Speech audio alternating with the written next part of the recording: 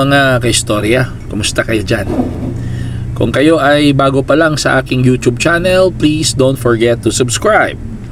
Kung ikaw naman po ay nanunood ng aking TikTok or Facebook account, please don't forget to follow. At mga kaistorya, please help me grow my subscriber by sharing this to your friends. And please don't forget to like and comments sa bawat video natin, mga kaistorya.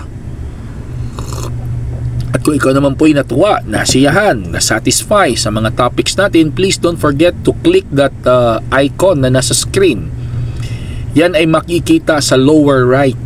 Pag-click mo dyan, may super thanks na lalabas. At salamat in advance kung ibibigay nyo sa akin yung super thanks. Kung ikaw naman po ay naghahanap ng magandang mga damit, pambabae, blouses, trousers, shoes, bags, and apparel for women, mga kaistorya, bisita na kayo sa Facebook account ng wife ko, Glynes May Arsua. Nandyan, marami kayong mapipili dyan, mga damit, and we can ship.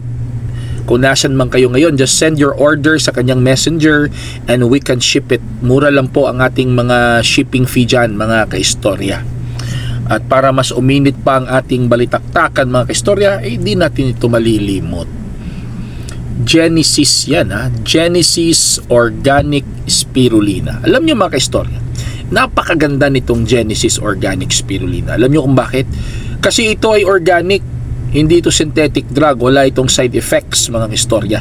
Ito ay itinanim sa isang fresh mineral water in an environment with very low pollution. Marami itong mga nutritional contents na kailangan po ng ating katawan. Ito ay mabibili online sa mga Mercury drugstores and pharmacies nationwide. At for more information, you can visit their website. Andyan sa screen, no?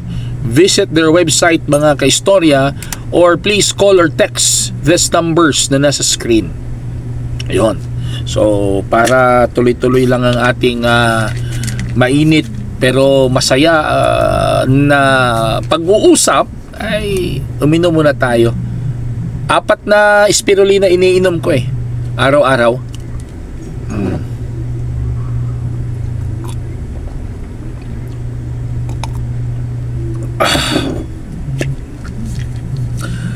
Genesis Organic Spirulina, mga kaistorya, ang dekalidad na spirulina ng bayan. Nakatanggap ako ng mga maraming, hindi naman marami, ilan lang naman, pero matinding bash yun Hindi ko alam kung matutuwa ako or malulungkot or magagalit sa bash. Tinawag akong kurakot, tinawag akong bobo, dahil sa isang video ko na kung ako ay isang congressman ay pipirma ako sa impeachment case ni Vice President Sara Duterte. Nasabi ko yun, mga kaistorya, kasi alam ko na kung ano talaga ang kalakaran dyan sa politika. Sa politika kasi, mga kaistorya, wala nang personal na prinsipyo dyan. Kung ano ang prinsipyo ng partido, dun ka. Kalimutan mo na yung personal prinsipyo mo. Kasi hindi ka magsusurvive sa politika, hindi ka magsusurvive kung mag-isa ka lang. At saka mo lang ma-implement ang personal principle mo kung wala kang partido, independent ka. At alam naman natin, bihira lang yung nagsusurvive na independent politician dyan. Oo, siguro sa simula independent siya, but as time goes by, wala, maghahanap din yan ng kaalyansa. Kasi hindi ka magsusurvive. Kung halimbawa, congressman ka, senador ka, oo, paano mo maipapasa ang bill mo kung wala kang alliance? Ganito yan, mga kaistorya. Sa politika, sa Pilipinas, it is always a numbers game. Pag wala kang numero dyan, talo ka. Kailangan mo talaga ng numero dyan, mga kaistorya. Ito na lang, classic example. Sa mga gustong i-impeach si Vice President Sara Duterte, gusto nilang madaliin ang impeachment bago mag-eleksyon. Kasi alam nila na posibleng mai-impeach si Vice President Duterte kung ngayon gagawin yung trial, kasi pwede silang makakuha ng majority votes to impeach Vice President Sara Duterte. Pero pagkatapos ng eleksyon, baka kasi ang mananalo mga taga PDP laban ay nako, pro Sara yun eh. So hindi mai-impeach si Vice President Sara Duterte. Kaya yung mga ayaw ma-impeach si Sara, si Vice President Sara, gusto nila after election na. Kasi hinihintay nila kung sino ang mananalo. Kung maraming PDP laban na makakapasok dyan mga istorya, hindi mai-impeach si Vice President Sara Duterte. Kasi yung impeachment, it's not a judicial process, it is political process. It's still numbers game. Maglalaban-laban yan, prosecution, defense, blah blah blah, blue blue blue, presenting of evidences, but at the end of the day mga kaistorya, it is still a numbers game. Pagbubutuhan pa rin ng mga senador either i-impeach or not to impeach Vice President Sara Duterte. Iyan po ang realidad ng politika, hindi lamang sa Pilipinas. Ewan ko kung mayroon bang politika sa mundo na hindi nangangailangan ng numero, numbers game. Kaya kung hindi mo kayang sikmurain yan mga kaistorya, huwag kang pumasok sa politika.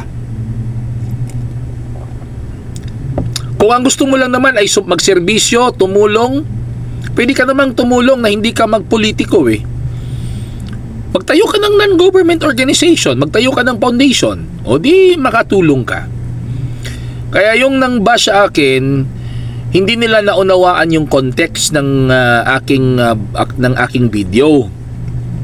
Yung video ko na sinasabi ko na pipirma ako sa impeachment case ni Vice President Sara Duterte, hindi ako yun. Ako yun bilang congressman ng administrasyon. Wala ka talagang choice. Kung congressman ka ng administrasyon, kung ano ang gusto ng administrasyon, magpapasakop ka talaga. Kasi kung hindi ka magpapasakop, wala kang mapupuntahan. Kung hindi ka magpapasakop sa partido mo, tatanggalin ka. Mawawalan ka ng resources, mawawalan ka ng budget. O anong mangyayari sa'yo? Kaya ka bang ipanalo ng mga taong nambash sa'yo? Kaya ka bang ipanalo nila? Yan totoo nga. Baka ang iba dyan, kung mabigyan din ng pera, magbabago ang desisyon eh. Dahil sa sistema ng politika ng bansa natin, kaya ganun. Kung saan pwedeng makabenepisyo ang isang politiko, doon talaga siya for his political career. Kaya yun ang politika ng Pilipinas. Kung gusto mo na yung pinaniniwalaan mong prinsipyo ang masusunod, huwag kang pumasok sa politika. Magtayo ka ng sarili mong foundation, magtayo ka ng sarili mong non-government organization para talaga ma-implement mo kung anong gusto mo. Pero kung papasok ka sa politika, kalimutan mo na yon. Hindi ang gusto mo ang masusunod, kundi ang gusto ng boss mo, ang gusto ng partido mo. Otherwise, kung hindi ka susunod, tatanggalin ka. O, yun, doon tayo sa impeachment. Kilala kang congressman ng administrasyon. Marami ng pondo na ibinigay sa iyo ang gobyerno dyan sa distrito mo. Bilyon-bilyon na nakatulong din sa karir mo. Ngayon sa isang iglap lang magbabago yon, hindi ka pipirma. Magagalit sa iyo ang administrasyon, magagalit sa iyo yung partido mo. Saan ka pupulutin? Pupulutin ka sa kangkungan kasi hindi mo naman masiguro na kung hindi ka pipirma, tatanggapin ka ng kabila, puno na rin yung kabila eh. Kaya ang ko doon, ang context ko doon, kung ako ay congressman ng administrasyon, pipirmahan ko yung impeachment para hindi ako maaalis sa partido. Wala kang prinsipyo, ganun talaga. We have to embrace that reality. Ganun talaga ang realidad ng politika ng Pilipinas. Kaya ngayon, kung ako tatanungin nyo mga kaistorya, hindi ako papasok sa politika. Hindi ako magpupolitiko. Bakit? Kasi talaga, kung papasok ako, mababaliwala ang sarili kong prinsipyo. Hindi na ang prinsipyo ko ang masusunod, kundi kung ano yung gusto ng partido ko. Kaya hindi ako papasok sa politiko. Yung sinasabi kong pipirma ako sa impeachment ni Vice President Sara Duterte, kung ako ang congressman. Pero ngayon, kung tatanungin nyo ako mga kaistorya, Ano ngayon ang stand mo sa impeachment case ni Vice President Duterte? Ang stand ko dyan, COA. COA ang stand ko. Dapat sana, bago sila nag-file ng impeachment case kay Vice President Sara Duterte, hinintay nila yung findings ng COA. Kasi kung merong findings ng COA, kahit ang mga pro-Duterte supporters ay hindi makapagsasalita. Kung ang lumabas na findings ng COA ay meron talagang disallowance, ibig sabihin, merong misappropriation of funds sa confidential fund. Kung merong misappropriation of funds sa confidential fund at yun ang official na findings ng COA, kahit mga pro-Duterte supporters tatahimik kung merong mag-file ng impeachment case. Kaso, ang problema, hindi nila hinintay yung resulta ng COA. Nag-file sila ng impeachment kahit wala pa silang sapat na basihan bakit nila kakasuhan ang Vice President. Doon ang issue doon na bakit sila nagmamadali. So ang real stand ko dyan, hindi bilang congressman kundi bilang ako, dapat sana hinintay nila ang resulta ng findings ng COA to make their case reliable and justifiable. Kasi hindi naman natin ma-question yung impeachment eh. Ang impeachment naman ay nasa batas yan eh. Impeachment is written in the law. Impeachment is a law process. Impeachment is constitutional. Saan lang nagkaroon ng gray area sa kaso ni Vice President Sara Duterte? Hindi nila hinintay yung findings ng COA.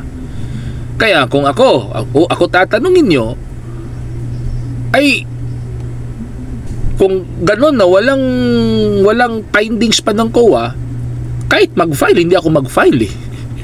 Oo. Mas lalong hindi ako pipirma. Ba't ako pipirma? Anong basihan ko para litisin ng isang taong wala namang sapat na ebidensya? Ordinaryong tao nga, 'di ba, nakakasuhan. Ang hinahanap ng Department of Justice, reasonable certainty of conviction, 'di ba? Yun, wala pang findings, sabi-sabi lang. O yun ang stand ko dyan, mga kaistorya. COA. Hihintayin ko ang COA bago ako gagawa ng second move ko. Kung ang findings ng COA meron talagang misappropriation of funds, saka ako magpa-file ng kaso ng impeachment laban sa Vice President. Pero kung wala namang findings at sasabihin ng COA na malinis ang record, malinis ang pagkagamit ng mga pondo ng gobyerno, ng taong bayan, ba't ako magpa-file ng kaso? Malinis naman, mga kaistorya. Satisfied na kayo ha? Sana naintindihan nyo yung sinabi ko sa previous video ko, kung ako, congressman. Kaya, kung hindi mo kayang sikmurain ang kalakaran sa politika ng Pilipinas, huwag kang magpolitiko. Kasi kapag ka magpolitiko ka, talagang malilimutan mo yung sarili mong prinsipyo. Ang susundin mo, prinsipyo ng partido. Meron ako nakausap na isang local lang naman, local candidate, mga kaistorya. Hindi siya sanay sa politika, pumasok lang siya kasi gusto lang niyang, isa kasi yan sa gusto niya, isa yan sa gusto niyang i-fulfill sa buhay niya, public service through politics. Doon niya na-experience na meron talagang mga prinsipyo ng partido na hindi align sa prinsipyo niya, pero wala siyang magawa. Kailangan niyang mag-adjust, kailangan niyang sumunod. Otherwise, kung hindi mo kayang sundin kung ano yung gusto ng partido, alis ka dyan. At mahirap ipanalo ang laban sa eleksyon kung mag-isa ka lang, mga kaistorya. Okay ba tayo dyan? Ano ang masasabi nyo sa pinag-usapan natin, mga kaistorya? Please write your comments below. At kung ikaw ay bago pa lang sa aking YouTube channel, please subscribe and follow my TikTok and Facebook account. Ito pa, mga kaistorya, huwag nyong i-skip ang ads dyan sa mga videos ko. Marami nang hihingi ng aking GCash account pero pinag-iisipan ko pa kung ibibigay ko yung GCash ko. Maraming salamat mga kaistorya at hanggang sa muli.